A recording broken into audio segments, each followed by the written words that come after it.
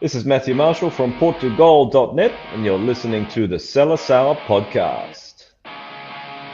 Simões bending one for Torres. Eusebio. Oh my word! Have you ever seen anything like that? Bem jogado por Simão, a passar por dois adversários. Simão a tentar oferecer o golo a Figo e a bola é golo! O golo de Figo! Rui Costa já acreditou, vai tirar para o golo, atira, golo! Golo! Golo! Cristiano Ronaldo, vai embora Cristiano Ronaldo! Pepe, bateu, golo!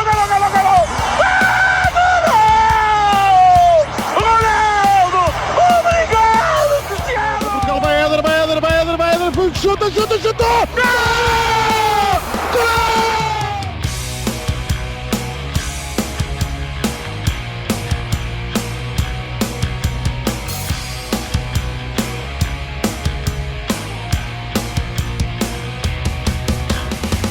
And we welcome you to episode number 94 of the Seleção podcast, a proud partner of Portugal.net and Palma Media. My name is Danny Pinto. I am your host. Thank you guys so much for tuning in and listening in once again. As yes, the day has arrived. The day arrived a couple of days ago as of this recording, as Pepe, the arguably the greatest center back in the history of the Federation of Portuguese Football, and one of the greatest to ever put on the shirt of the Seleção, has announced his retirement, not only from the Seleção but of football in general. His playing career is now over. So what we are going to do on this episode is kind of celebrate that, as just what an unbelievable career Pep had, not only in club football, but obviously the focus will be on what he did while wearing the colors of Portugal. And to do that with me here on episode number 94 is our good buddy Tom Kundert of Portugal.net. Tom, how are we doing, sir? Yeah, I'm fine, Danny. How are you? Doing well. I had made a note after Euro 2024.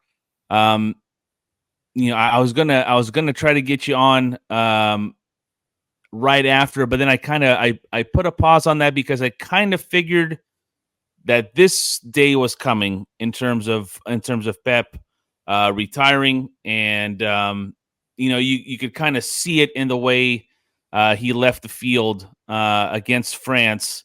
Whereas if it went to PKs and obviously did, and this was the last that we would see him. It did look like a grande adeus to the fans, to the footballing world. So I'm glad we can get you on here to actually speak of the now retirement of one of the greatest center backs that this national team and honestly this sport has seen in the last 20 years or so. But appreciate you making time for us today. Yeah, no problem, Danny. It's an absolute pleasure always to come on your show, and especially a show like this, talking about one of our greats, without a doubt. I mean, you just said it all.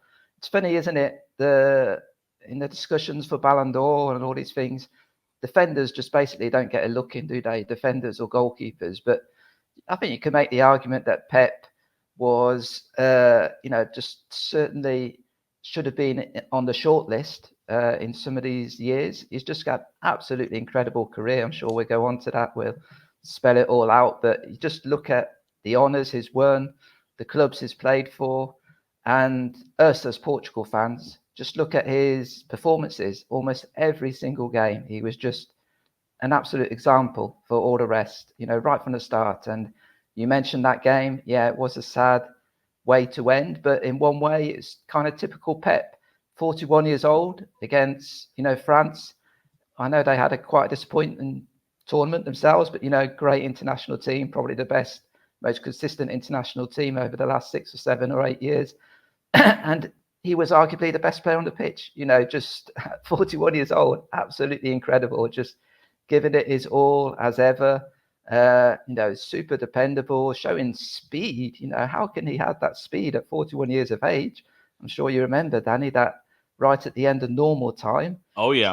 So it was still, 0-0. A goal for either side then would have been game over. And I think it was Turman, wasn't it?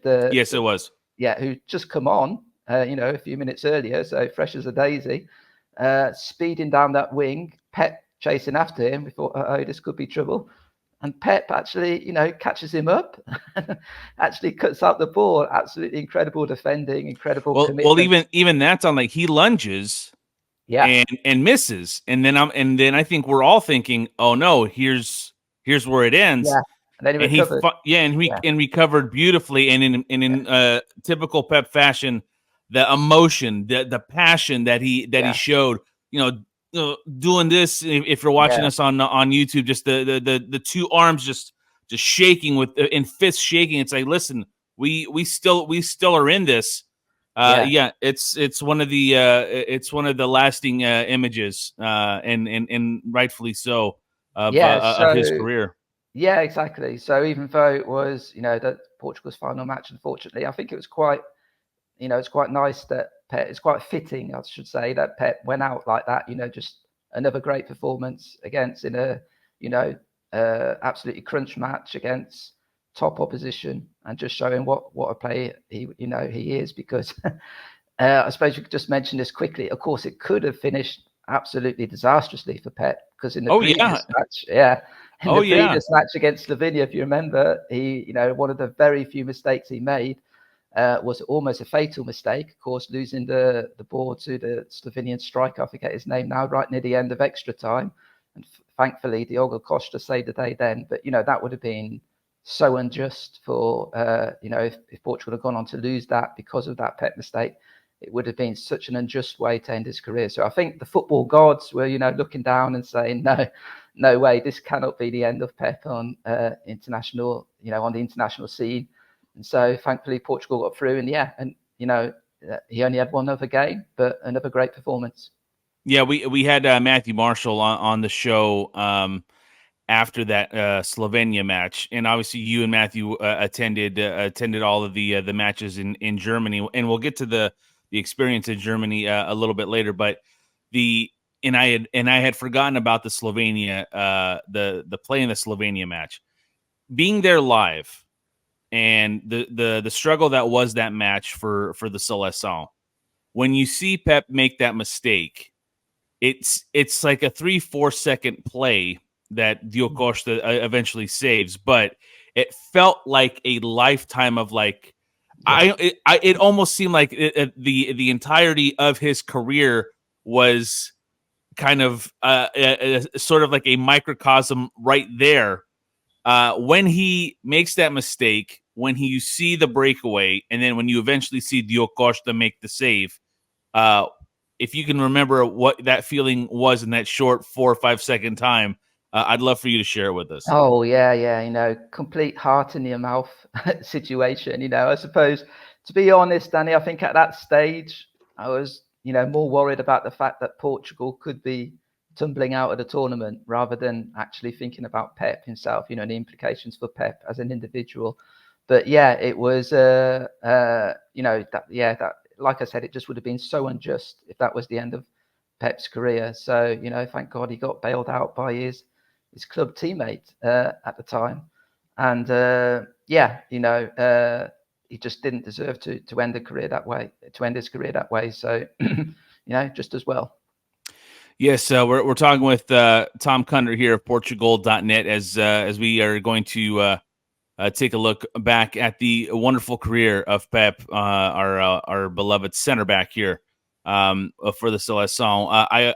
I'm going to throw out a bunch of stats here, Tom, and then I know it's around lunchtime in Portugal as we are recording this. So if you don't mind, grab yourself a little bit to eat, because by the time I list the accomplishments, you might need something for a little bit of nourishment here. But Kepler Levrão Lima Ferreira, better known as Pep, his first match with the Seleção was a Euro 2008 qualifier against Finland on November the 21st of 2007. It ended up being a 0-0 draw at the Dragão. He was 24 years old, and people forget he started off his career, Tom, with Scolari, as more of a defensive mid, not a center back. Looking at the lineups for his first few matches, I'm like, oh my God, that's right. He didn't start off as the great center back that he ended up turning out to be. But he starts his career in 2007 with the Seleção, obviously a 17-year run. He played 141 matches in total for Portugal, second only to Cristiano Ronaldo. 8 goals, 4 assists, 5 European Championship appearances, 2008, 2012, 2016, 2020, and this most recent 2024. 4 World Cup appearances, 2010, 2014, 2018, and 2022. Obviously, a European champion in 2016, an inaugural 2019 Nations League champion. He was man of the match 3 times during the Euros, once in 2008, once in 2012, once in 2016. Obviously, that 2016 one, he was the man of the match in the final, where Portugal won their first trophy. Let's see what else. He made the 2016 team of the tournament, the 2012 team of the tournament at the Euros. In terms of club football, he was a 3-time defender of the year in Portugal while playing for Porto. Was the defender of the year in his very short stint at Turkey, in Turkey with Besiktas. 18 seasons of European club football, 15 Champions League seasons, 3 seasons in the Europa League. Played 737 club matches. Trophies, get ready for this. He won 3 Champions League titles with Real Madrid, along with 3 La Liga titles, 3 Spanish Super Cups, 2 Club World Cups, 2 UEFA Super Cups, and 2 Spanish Cups. And then with Porto, he won 4 league titles, 5 Taças Portugal, 1 Taça da Liga, 5 Super Taças, and 1 now defunct Intercontinental Cup. Tom, I would say a career well spent. Incredible, isn't it? Absolutely incredible. Of course, so many tributes came in when the announcement was made that Pep was retiring. And I quite like João Moutinho's comment when he was asked about it, because Braga played that day, and after the match, the interview asked, Pep's retired today. Can you just say a few words about that? What do you think about that?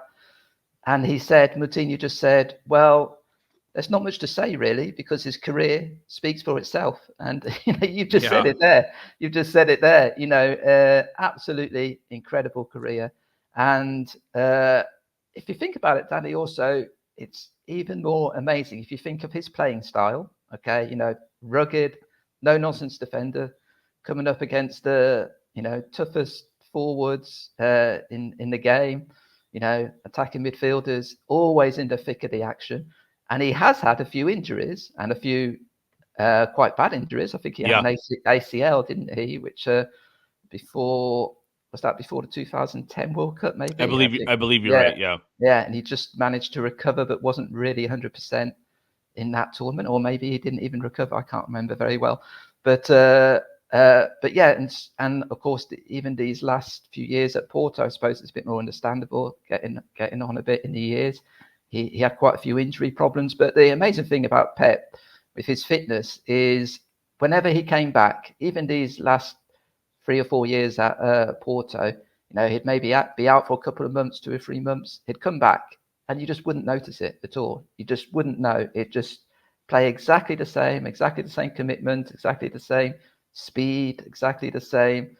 We all know his positional sense, and especially now towards the end of his career, his experience, just a completely high class centre back with all his physical attributes intact, which was amazing considering what a battering his body must have taken in a 25-year career, or 20-year career at the very top. And so absolutely unbelievable. And like I said, I think he's maybe not by us Portugal fans, but I think in the general football world, he is underrated. He's an underrated. I 100% agree. Of course, some of that is to do with his, there has been times in his career when he's kind of lost it. The red mist comes down. There was that famous incident when he's playing for Real Madrid, wasn't it? When he just kicked out on a player on the ground. It looked very bad. There's also, of course, for us in Portugal, we remember the Brazil game against the game in the Brazil World Cup against Germany, where he just got into a tangle with Thomas Muller, ended up getting sent off. That kind of really derailed Portugal's chances almost from the start. But those, when you think about the quantity of games he played and his style of play, his disciplinary record isn't actually that bad, and the things which his attributes and his qualities just far, far outweigh. I mean, look at a player like Sergio Ramos, who's, also considered one of the greatest centre-backs, certainly in the modern football. How many red cards has he got? I think it's, ridiculous amount. I think it's over 20, maybe 20 or 30 or something. I think Pep got 10 in his career, in a 20-year career, which I think it ended up being 17, but he's probably he was a little tougher in the early stages. And and honestly, Tom, it's one of the things that it's like, it's hard to get away from that when it was and it's all about how it gets covered. Yeah, he was ruthless in the beginning, especially when he made the big move to Real Madrid. Obviously, the focus on him is so much bigger than it was before when he was at Porto. But I mean, I can't really think of any, and I'm sure folks who are watching and listening will correct me here, but I can't think of a major quote unquote incident or action that Pep took in the last, I don't know, decade that was like, yeah, that's the player that he's always been. It's like, for me, he's a clear example of a guy who got to where he got in this game because of that aggression and because of that ruthlessness, but was able to hone it in as his career continued, because one, you can't do that obviously all the time, but he almost kind of used it almost like as mind games, I think, because he knew that if a defender or an attacker had to think twice going one-on-one with him or going in, going hard against him, because Pep was one of the toughest guys to play football. Position be damned. And it's one of those things where it's like, yeah, he's going to be known, I think, on the outside. And of course, we have our red and green lenses on here, and honestly, rightfully so, because we've seen him play with that Portugal shirt, and playing in Porto as many years as he did as well. So we're going to see the day-to-day stuff, but I think it would be silly to think of him as only a guy who got those red cards and only a guy who got was disciplined and quote unquote dirty. But but at the same time, it's like, yeah, it was part of his game in the beginning. But God, who wouldn't want him in the back of their defense, club or country, these last few years. Oh, absolutely. I also think maybe on that reputation thing, it's a little bit the fact. Well, first of all, one thing we have to say: he played for 10 years as a starter for Real Madrid. You don't play as any position as a starter for 10 years for Real Madrid unless you are an absolute elite player. People kind of forget that he was an unbelievably good player and consistent player. But I think also on this reputation thing, there was a little bit, the whole, of course, that he played during the whole Messi, Ronaldo thing, the whole Barcelona, Real Madrid, where there is a little bit of kind of the overall narrative that kind of Barcelona are the good guys. Messi is the good guy, that mais de un club thing, which really gets my goat and all of that. And, the way Sepp Blatter, if you remember, the way he described the two of them. So it was, and of course, Pep was on the bad side of that, you could say, or from many people's point of view. So I think that also helped his, him kind of not being able to shake this reputation in lots of people's eyes that he was just a bit of a thug. But it's completely unfair. You look at his career as a whole, and he's tough centre back, of course. Once or twice he made mistakes, but like I said, his quality, I think that you cannot detract his odd disciplinary mishap. You just cannot detract from his absolute quality, which is, some people tend to think that one thing negates the other, and it's not at all. A lot of these top players, you need that toughness. Like you said, you need to be, it's a tough game. It's a physical game, especially when you're playing in this position, and you need that. But you cannot forget just what a great player he was, great defender, and especially in the big matches. He always stepped up in the big matches. Yeah, 17 red cards for Pep. How about 29 for Sergio Ramos? Right. Yeah. Yet I don't think has Sergio Ramos retired officially? I think he still might be around, but I don't think the first thing that some pundits in the world of football and of soccer, I don't think the first thing they're going to mention is 29 red cards for Sergio Ramos when the eulogy is written on his career, as some were so quickly to do for Pep. But that's not what we're going to do here.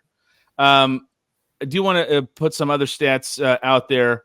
During his Seleção career, the 5 players he played with most, obviously, were CR7 with 107 matches, João Moutinho 93, Rui Patricio 82, Nani with 72, and Bernardo Silva with 58 matches.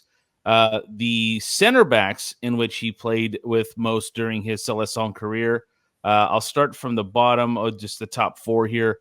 José Fonte with 20 matches, Ricardo Carvalho with 30, Ruben Dias, who now has the unenviable task of being the quote-unquote next one in that center back or the center back position for the Seleção.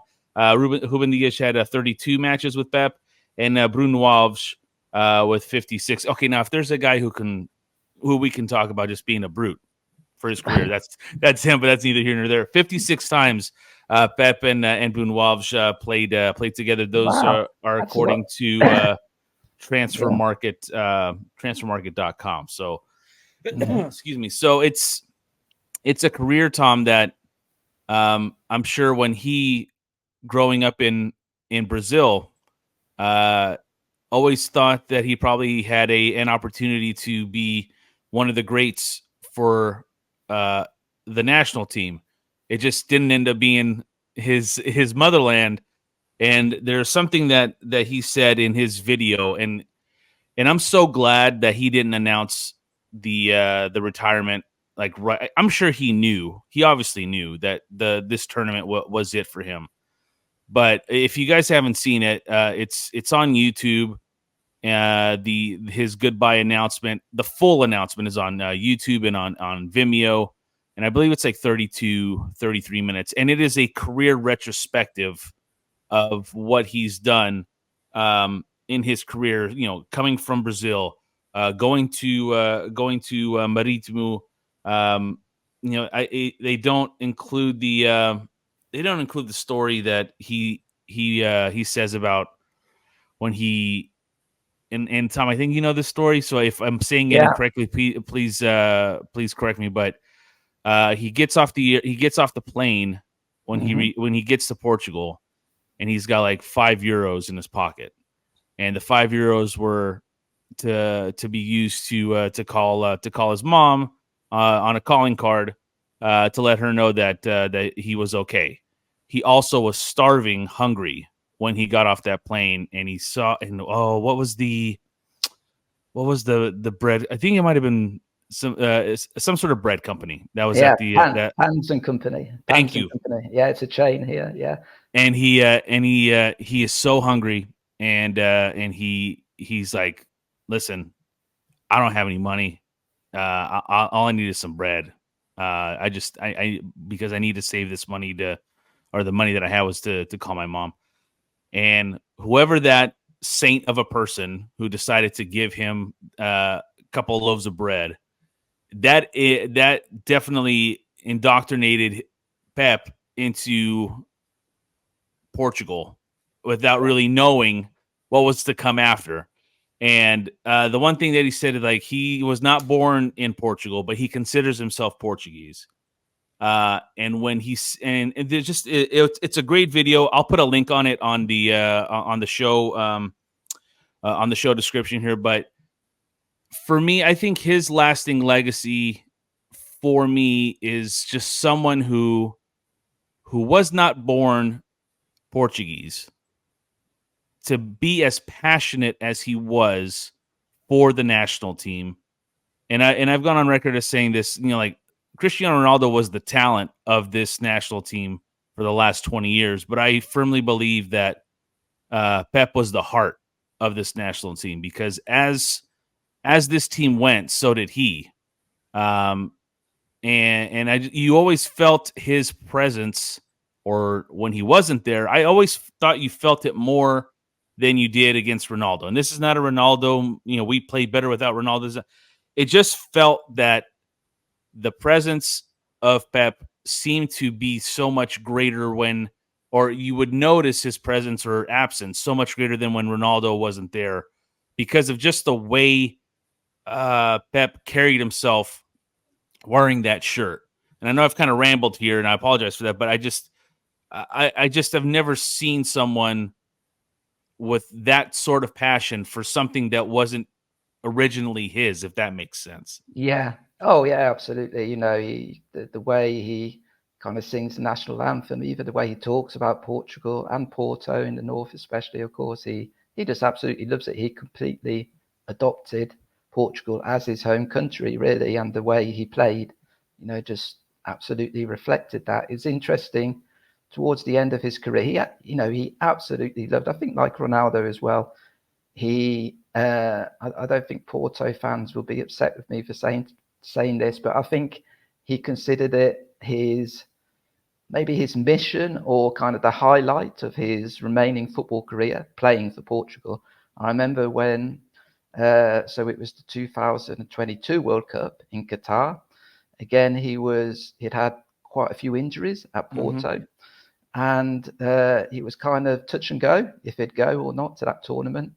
And Porto themselves and Sergio Conceição, the coach, they formulated a program specifically for him to make sure that he maximized his chances of being fit for that tournament, which meant that he missed maybe more Porto games than he would have otherwise. And of course, that worked well, because he went to Qatar again, played really well. So, he just, absolutely loved playing for Portugal. And like you said, he was definitely the heartbeat of that team, and just played for, it just meant everything to him. You can tell that. And the story he tells at the, when he arrived in Portugal, he said from that moment, he knew that it was a special country. And it just, and also, of course, coming back to Porto for quite a long stint, second stint, was it 4 seasons, maybe 4 or 5 seasons, having won everything, done everything, but coming back, and not just coming back to kind of, get a few more plaudits, or just coming back and playing as seriously as ever, and to be perfectly honest, being probably the best defender in Portugal over the last 5 years. So his dedication to the Seleção is really, like you said, absolutely remarkable, given the fact that he wasn't born in Portugal. I want to touch on. I mean, we're a Seleção podcast here, but I do want to touch on his second stint with Porto, because I do. It does seem like it again on the surface, and again, Porto fans can correct me here too, but it does seem like on the surface, it felt like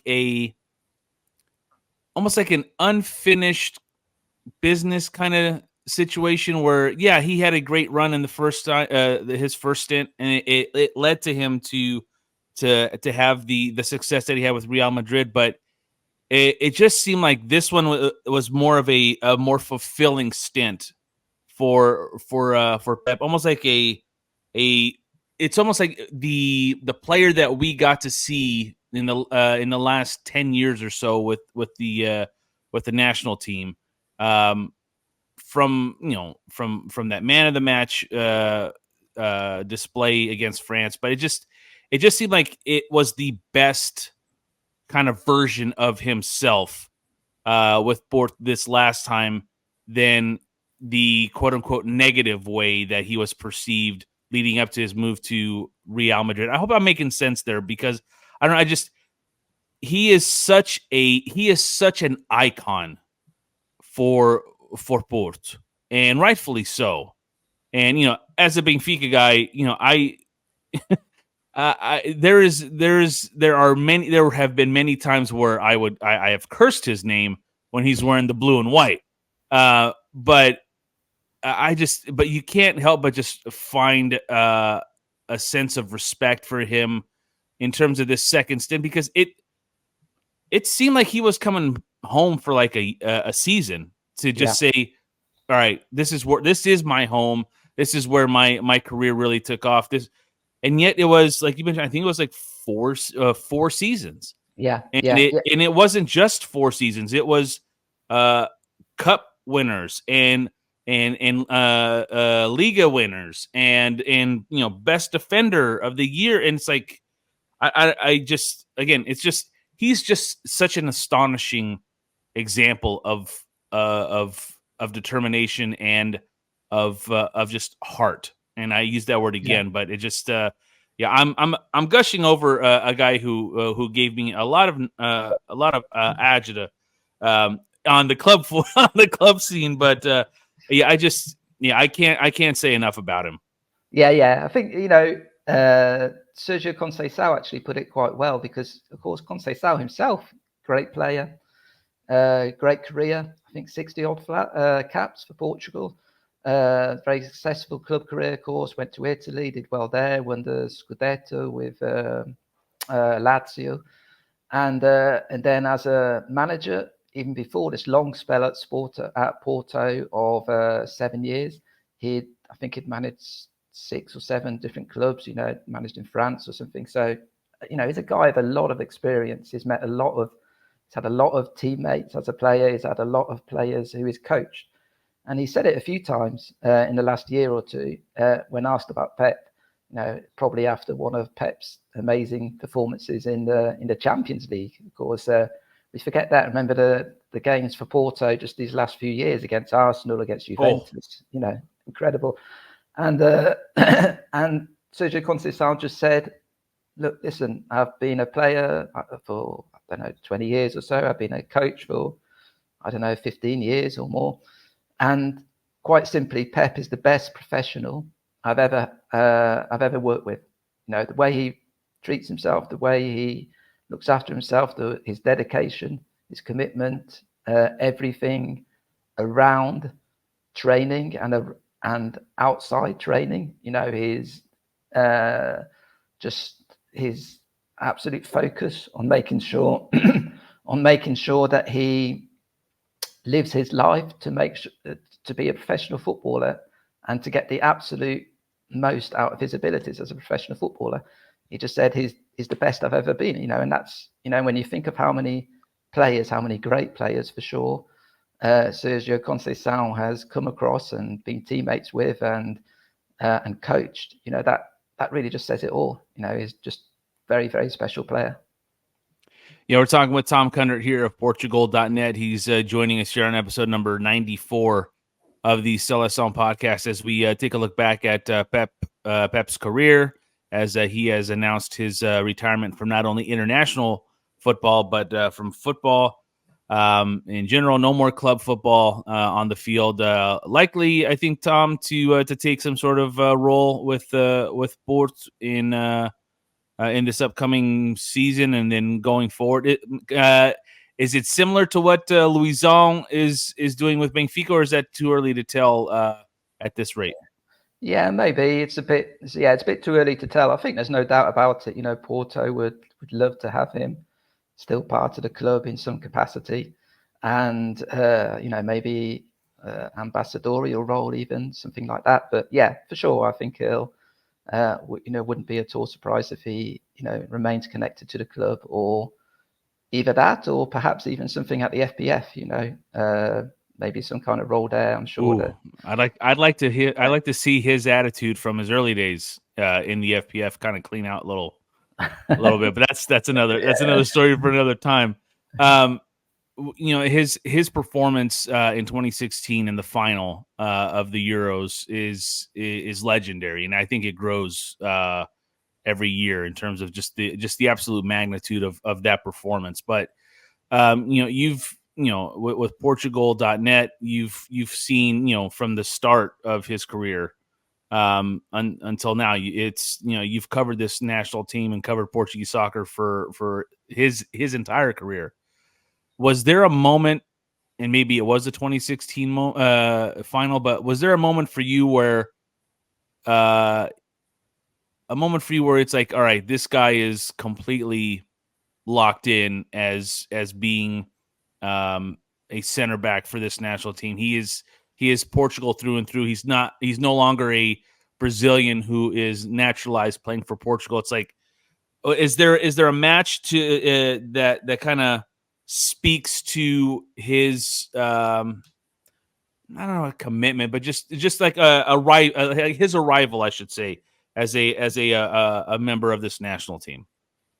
Yeah, I remember an early match against Turkey in the 2008 Euros. So that was his first tournament for Portugal. And he actually scored in that game. I can't remember if it was the first goal or the second goal. Him and Moutinho scored in a 2-0 win. And I just remember his celebration after scoring that goal. He was just so, like, you just imitated it, didn't you, a bit earlier? Those characteristic, those two arms absolutely. like that. So much determination, and you could just see it in his, in his eyes. But yeah, I think in terms of kind of a legendary performance from a legendary player, I suppose you can't really overlook the 2016 final, can you? Because those kind of YouTube compilations where it makes any player, isn't it, look like Maradona or something. But you look at the compilation of Pep in that final, and you think, how can that be one game? How can they make a compilation like that for one game? He was just everywhere, just completely shut them out. And you have to remember, that game, Portugal were really under the cosh for the vast majority of it. Well, certainly the first 70 or 80 minutes, it was pretty much all France attacking. And so there was a lot of defending for him to do, and he did it. And then, of course, a moment, I was lucky enough to be in that stadium, but I didn't realize this until afterwards. The moment after the match, where again, it kind of just epitomizes how Pep gives his absolute every last drop of energy, was immediately after the match. Of course, the whole of Portugal was already going berserk, and all Portuguese fans were just jumping up in the air. We'd finally won a trophy. And Pep just went behind the goal, fell to his knees, and threw up because he'd given it all. He had absolutely nothing left, and he literally made himself ill. Tom, I swear to God, I'm looking at just kind of like some recaps of his performance, and one of the links is from goal.com. Pep vomits after Portugal beat France in Euro 2016 final. Yeah, but that kind of shows it's quite amusing, and it's funny to think this moment of absolute elation, and he was just like there suffering for a little bit. Of course, he soon got over it and enjoyed the celebrations as much as everyone else. But it just shows you that he leaves absolutely nothing. And again, it's another example of what we were saying, this kind of heart he has, and it's how incredible it is that somebody who only came to Portugal when he's 18 years old has this kind of depth of feeling for the country and playing for the country, that he just leaves every single drop of energy he has, literally, until he if that game was another 5 minutes, perhaps Pep wouldn't have been able to continue. But yeah, absolutely amazing, iconic. But there's so many, aren't there, Danny? I remember even the game against Morocco, the last game of the Qatar World Cup, where Pep, again, he'd been in the wars. I'm not sure if his arm was strapped up, but if it wasn't strapped up, it was certainly, very painful, because I'm not sure if he actually broke his arm or had got a slight fracture or something. But anyway, his right arm was just not in a good state at all. Certainly not in a state you'd expect, to play a World Cup quarter-final. And of course, Portugal lost that match. But who was the guy who, right in the last few seconds, so nearly got the equaliser for Portugal? It's Pep running for a corner with his arm kind of across his chest, almost as if it was in a sling, even though he couldn't put it in a sling, getting his head to the board, just missing the post, so nearly getting our equaliser. So yeah, that just epitomizes it. He just, as well as being such a high quality player, his commitment and his desire were just completely off the scale. Yeah, he did break his arm during that match. Right. Yeah, and then again with the old adage, he left everything on the field. In 2016, he literally did, apparently. Yeah. So, so it's one of those things where it's like, again, I don't think there's enough that can be said about Pep and what he's meant to this national team. For 17 years, but I would say in the last decade for sure. Again, his when he's not there, I think it's more of a it's more noticeable than when he is. And you mentioned leading up to the World Cup in Qatar, the way that Porto and Sergio Conceição were kind of kind of giving him as much of a chance as possible to make that World Cup squad. And I have been on this podcast many times, second guessing either his ability to, or not even his ability. I guess maybe his ability, but just second guessing, like, is he going to make this team? And I did that in 24, 20, in 22. I believe even in the Euros in what ended up being 2021, but you just saw that during the club football season, these knocks would become either more frequent or they would take longer to recover. And yet, as soon as he put on that shirt for the national team, it was as if it was his. It was almost like Superman. As soon as he had that P on his chest for not only him but for also Portugal, it just seemed like there was a rejuvenation of his energy, of his abilities, of his determination. These last Euros. Sorry to interrupt you. Yeah, go ahead. These last Euros, Pep basically didn't play the last 2 months of the season. He was injured, and so again, a lot of talk about whether he should have been called up even for this tournament. What do you know? He makes the tournament. He's our best defender. So yeah. And Tom, when the let's say for instance he didn't make the tournament this go around, I don't think there'd be a lot of people arguing that he should have. Yeah. I mean, as if or in terms of having examples of well, this is why he should.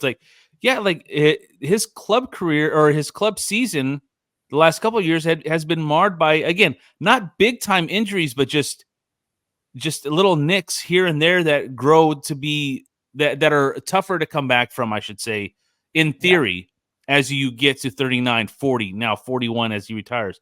But yet he somehow, some way, always found a way to shut guys like me up. Not because I didn't think he deserved a spot, but just the logistical way of building a team heading into a tournament. But yet he he arguably has been the most important player for this national team in the last few years, and it's such a contradiction.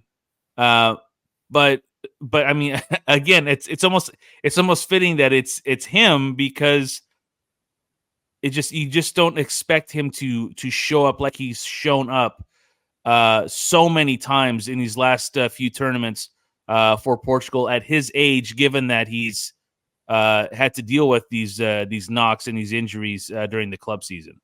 Yeah, and also we've got the emergence of guys like Antonio Silva and Gonçalo Inácio. For a long time, can you remember, Danny? For years, we were all worried about where our next centre backs were going to come from. Tom, I've said this a couple of times. I believe one of the first talking points on this podcast was, what are we going to do when Pep retires? And that was in 2018. We are now 6 years later, and it's finally happened. But tongue firmly in cheek here, I thought he was just going to outlast all of them. Yeah. So you kind of get, you see it a lot, of course, with Ronaldo, because that's a whole different question. But you hear a lot of talk about him kind of preventing or blocking the way for the next generation to take their place in the team. You didn't hear that so much about Pep, did you? Although, logically, you should have, really, just given his age, and like I say, the fact Antonio Silva, especially his first season a couple of years ago, of course, really impressive. Gonçalo Inácio, again, another very high-class central defender who are obviously going to be part of the Portugal setup for the next decade or so. But you didn't really hear people say, Pep should make way for these two, just because whenever Pep played, whenever he was called up, he just made sure that he didn't really give people the opportunity to criticize him. His performances were just so good. Yeah, he's just been unbelievable, and such a stalwart servant for this national team over the years. But again, I would say this last 6-7 years, honestly, since that performance in 2016, I can't think of anything that's been marred by anything that he's done while wearing the colors of the Portuguese national team. But you mentioned Antonio Silva, you mentioned Gonçalo Inácio, and you mentioned Ruben Dias. And one of the things that I said when Ronaldo regarding Ronaldo in the last episode, when we recapped the loss, was, I think the number one thing that people have to figure out or have to come to terms with is that if when Ronaldo does decide to retire, I think the one thing that people need to get out of their head is that, it's going to be a 1-for-1 change, where it's like, it's going to be Gonçalo Ramos who's the next guy, or it's going to be Diogo Jota who's going to be the next guy. It's like, it doesn't have to be when that day comes. And I kind of think there isn't that next guy per se to put next to Ruben Dias yet, but much like when Ronaldo leaves, I do think that there is a quality of depth to choose from when that day comes now, when the national team begins Nations League play in September. But I think we're in a much better position to see who that next center back is going to be than we were when Pep was just absolutely dominating as a center back, but yet didn't have that partner that was dominant or equally as dominant, or just a yin to his yang, for lack of a better term. I mentioned Uzohms, kind of similar player, a bit of a brute, obviously skillful, but just that was not his forte in terms of long balls out of the back or some finesse. Ruben Dias is the second, I guess, most tenured center back pairing that Pep has had. But then you also had Ricardo Carvalho, and you had José Fonte, but never played long enough with any of those guys to establish a dominant pairing. So as long-winded as that was for me to say, it's like I'm optimistic about what Portugal has in terms of depth. But for anyone to think that the next Pep is on that bench right now is unfair to Inácio and Silva and anyone else who's coming up the depth chart. And I think it's just see what happens instead of just expecting one person to roll through. Yeah, I think in terms of leadership, Diaz. Oh, such a gap right now, I think. Yeah, and I love Ruben Diaz, but yeah, leadership. And I'm sorry to cut you off here, Tom, but that's the thing too. It's like when there was questions about Pep making a roster, I think for 2 tournaments, I've said I don't care if he makes the roster or not. You take him to the tournament simply because of of his presence in the locker room, and again, the passion that he showed for that national team. You could see it on the field from the players. You could see it from the bench, and you could see what it meant to him to be around that. And even if he was injured, I thought it would be important for them to have him around. And hell, yeah, like you said, maybe he takes on a role with the FPF instead. But I didn't mean to cut you off there. But leadership is such a huge thing that is going to be missed. His leadership, I should say, is going to be something that's going to be a big loss for this national team. Oh yeah, for sure. I mean, he was, of course, Porto captain these last few years, and some people say that although, of course, Ronaldo was the Portugal captain, they say that Pep was kind of the de facto captain in the fact that, he's more suited to being a leader in kind of inspiring the others. I suppose Ronaldo more inspired others just by his example and what he did on the pitch with the ball at his feet, whereas Pep, is much more vocal. And but I was talking about leadership. I think Ruben Diaz has got a lot of leadership qualities. I think he could. I agree. He's not a Pep. Obviously, Pep's just an absolute one-off. But for instance, Diaz, I thought, was one of the positives, I would say, from this last tournament. I thought he had his best tournament for Portugal, and now maybe, of course, it can't be very easy for Diaz or for any central defender playing alongside Pep, and kind of not being overshadowed or a little bit overawed, maybe. You've just got this absolute legend who, next to you. So I suppose any mistake you make just gets kind of even amplified in comparison. But I'd expect Ruben Diaz to step up and maybe become the next leader. Obviously won't be. You can't say he's going to be the next Pep because, like I say, he's just an absolute one-off. But yeah, I agree. I think Portugal are in quite a good place in terms of their centre backs. Even if Roberto Martinez he's tried it occasionally, hasn't he? 3 centre backs at the back, which hasn't really worked very well so far, to be honest. But at least I like the idea that he tries different things. Whereas, of course, Fernando Santos was just so set in his ways that we never even got to see that. So yeah, it's a huge void to fill. But I think that Portugal, in terms of the future and the depth, they're not in a bad place in terms of centre backs. I'm going to try to have you encapsulate Pep's career here in a few words, and that's in some final words here in terms of Pep. But what do you think is his lasting legacy in the game of football, but specifically to the Seleção, as he now hangs up the boots and is no longer going to be manning the central defense for this national team anymore? Yeah, it's difficult to say something without falling into a kind of cliche, but some of these cliches, they're around for a reason. For a reason. And you just say Pep basically just played every game as if it was his last game, didn't he? He played every game for Portugal as if it was his last game, or every game for Portugal as if it was the most important game of his career. And he did that, and he did it so consistently that it just became the norm. It became the norm. How many times have we have we just praised Pep, just saying, how can he keep going like this? How can he keep going like this? And it must be, I think you said it a while ago, Danny, it's his heart, isn't it? His heart, as well as his quality, his physical attributes, his speed, his football knowledge, his IQ, his, all these attributes just makes him an absolutely fantastic elite centre-back.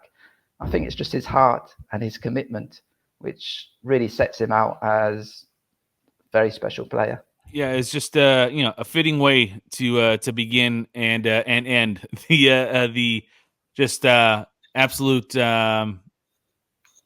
just a legendary career for Pep, and us talking about him right here on episode number 94 of the Seleção podcast. I do want to before we let you go here, Tom. You being in Germany during the Euros, and you and Matthew Marshall as well being there for each game. What was the experience? Just obviously we wanted it to go a little longer tournament wise, but what was the experience of being in Germany again? Were you in Germany in 2006 for the World Cup or No. So how was the experience of being in Germany for the Euros this tournament for you? Yeah, I absolutely loved it. Superb. I think it was one of the things which I think I'm going to miss is tournaments or tournaments played in one country. It's just such a good atmosphere. All the games, really good kind of socializing between all the fans, all the different sets of fans. Really good atmosphere. Also, this was a little bit different for me, this tournament. Although I covered it as a journalist, I was actually traveling with a group of Portugal fans for most of the time. And so I was spent a lot more time, with the fans and kind of drinking that experience, you should say. And it was, I have to say, it's so much better. It's so much more fun, and these things should be really a festival of football, especially the group stages, where you got all different countries there, lots of countries who don't necessarily aspire to go very far and they're just happy to be there. Some of the fans, Albanian fans, Danny, they were just the best. I believe it was them who were across the street from the Italian fans and took out just uncooked pasta and broke them in half, and you have the overreaction of the Italians, like, no, not my pasta. No. It was great. But that's a good example because it was all things like that. And then you had those kind of posters, didn't they? Those crazy posters, like for Portugal, you had our pastel de nata is better than whatever it was. Whoever the opponent was. Yeah. And so from that point of view, it was really fantastic experience. I really liked Germany. I'd never been there before. I don't know what the feeling is or the kind of the general overall view of Germany in that side of the pond in America, but in Portugal at least there's a little bit of a stereotype that they're not particularly friendly as people and they're a little bit kind of stern or whatever, but couldn't be further from the truth in my experience. So friendly, so cheerful, very very chatty, always interested to hear to ask us questions about Portugal, to ask us what we thought of Germany, and just an absolutely brilliant experience. The whole the whole vibe of being at a big tournament like that with kind of all nations from all over the continent congregating. So that was superb. Of course, the football itself wasn't brilliant from a Portugal point of view. I think we saved our best until last. That was definitely our best performance, I think, against France. And unfortunately, just that could have gone either way, couldn't it? At the end, absolutely.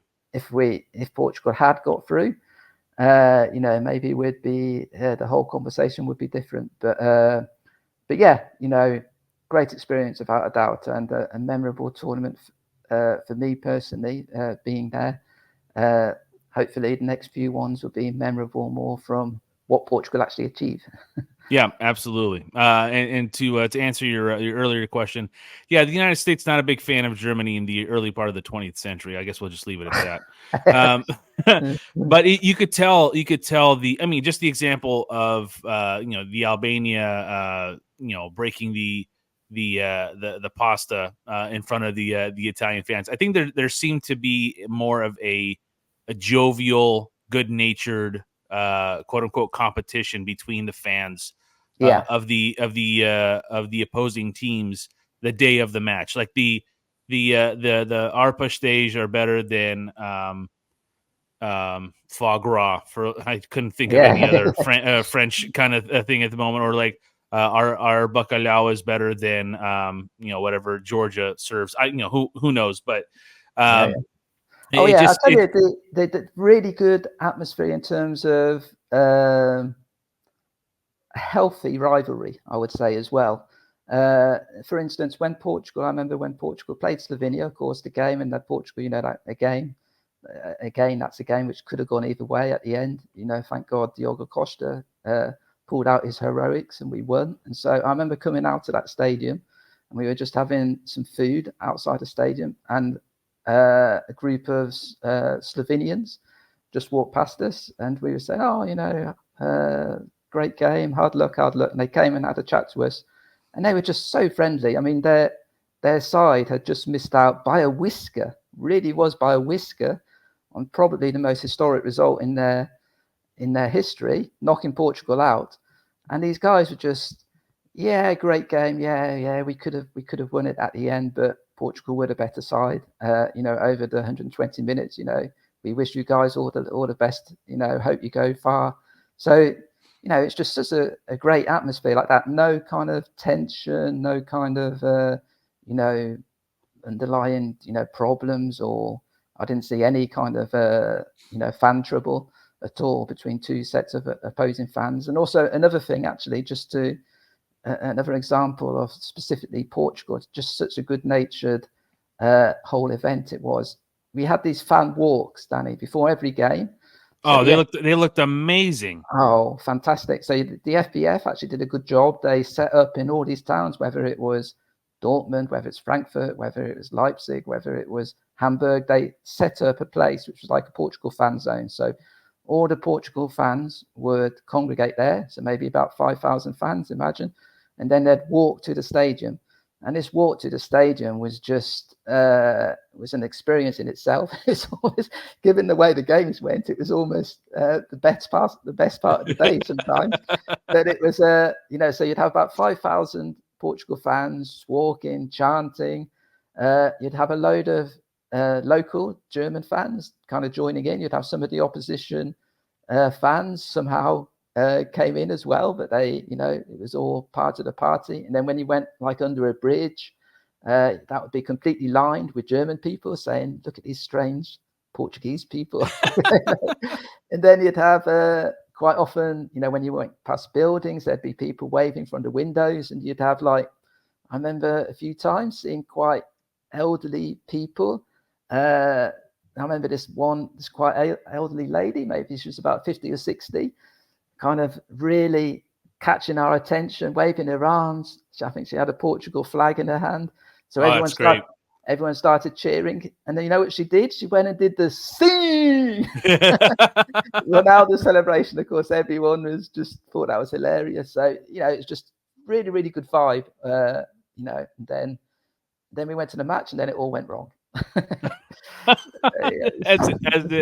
as it normally does for all but one country in these tournaments here. I can't let you go without asking you. I believe the call up for the Nations League is at the end of this month. I believe it's August the 30th, if I saw it correctly. Mm-hmm.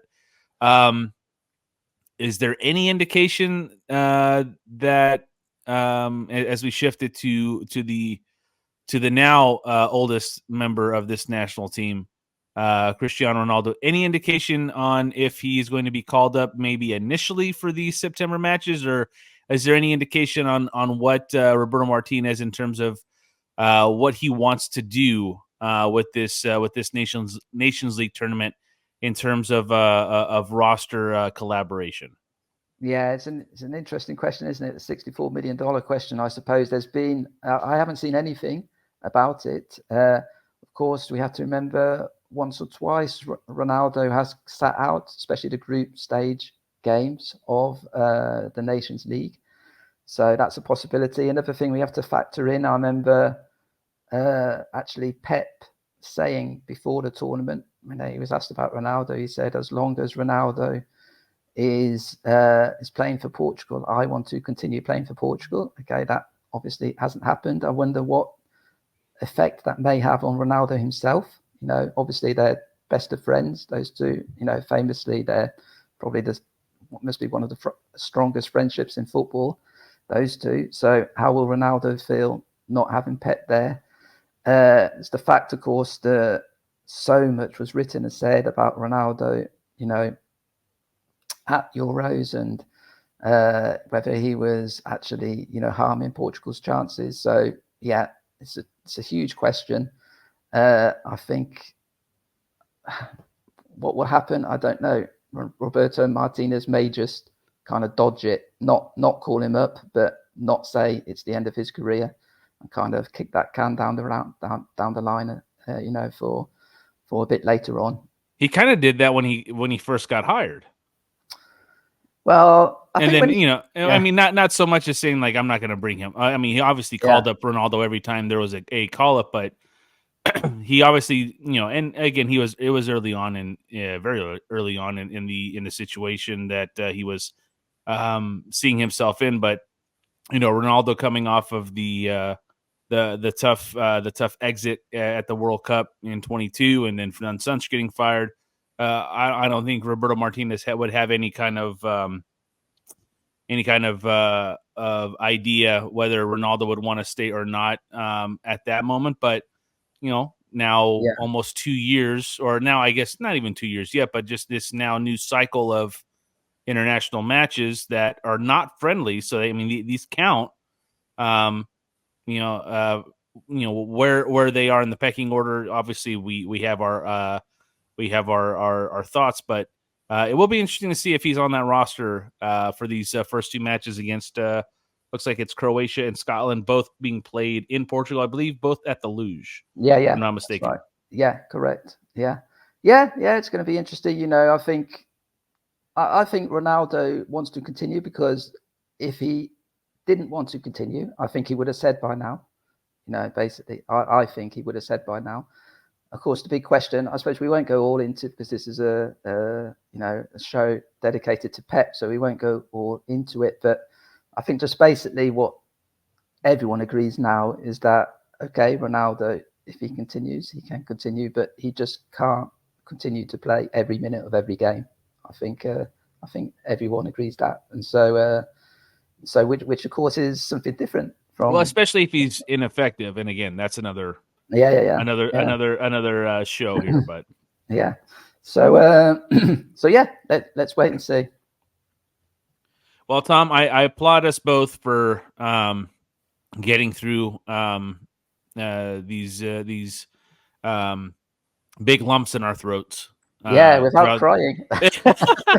I will say, so my family and I, we were on vacation, and we were coming home on Thursday.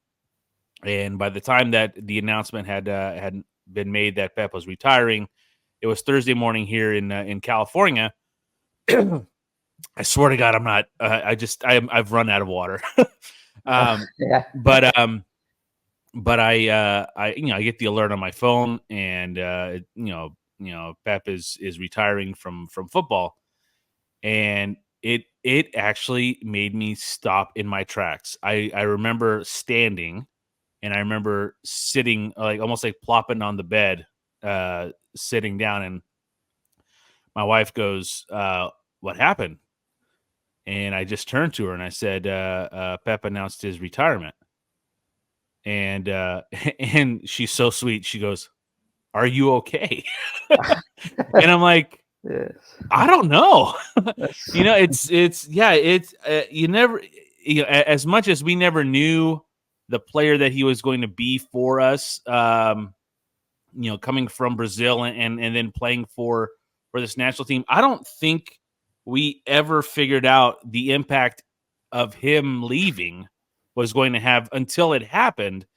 And, the outpouring of support from from fans and from the players, this was a special player for this national team. This was a special player for the Liga Portuguesa.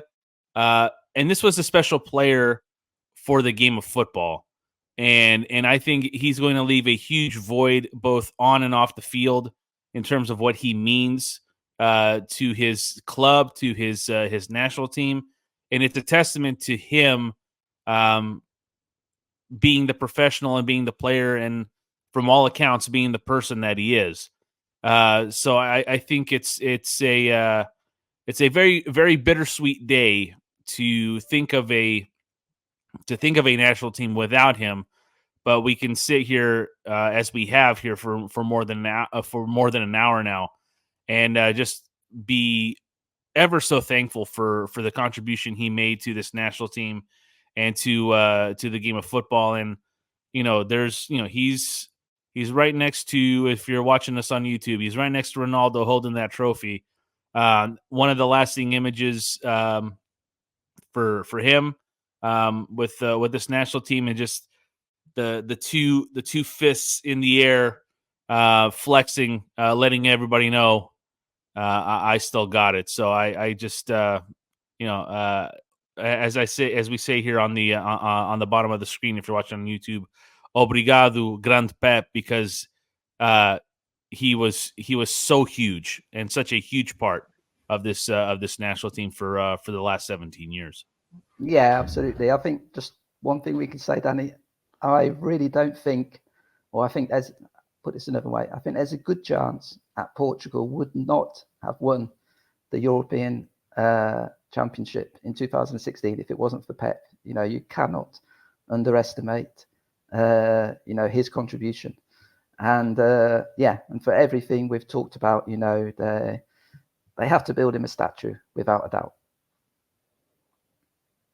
Yeah, absolutely. And we'll God, would it be him doing this?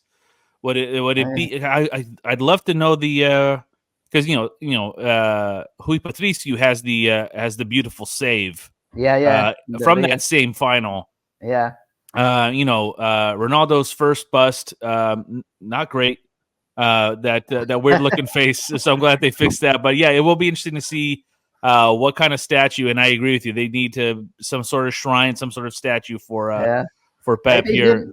Maybe him on all fours, throwing up on the floor. That's going to take a real skillful artist there to figure out how to make that vomit float. And I can't believe I just said vomit float on this testimonial of Pep, but here we are.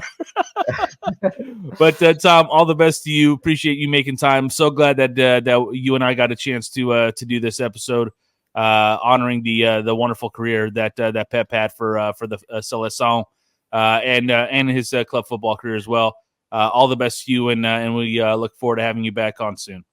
Yeah, no problem, Danny. Great speaking to you again, especially on such a the kind of retrospective of such a momentous player. Good stuff. Good idea doing the show, and obrigado, Pep. Yeah, absolutely. That was Tom Kundert here of Portugal.net, who spent some time with us, taking a look back at Pep's career, obrigado, Pep is really all that we can really say. Make sure you guys are clicking on all our social medias, clicking on our podcasting, or subscribing on any of your podcasting platforms that you listen to. Obviously, if you like what you've watched on YouTube, go ahead and hit that like button, hit that subscribe button, and the notification button. Any way you can get any notices on the show, we would greatly appreciate that. So that will do it here for episode number 94 of the Seleção podcast. My name is Danny Pinto. I have been your host. Our thanks once again to Tom Kundert of Portugal.net. We are a proud partner of Portugal.net and of Palma Media. Obrigado, Pep, and Força Portugal!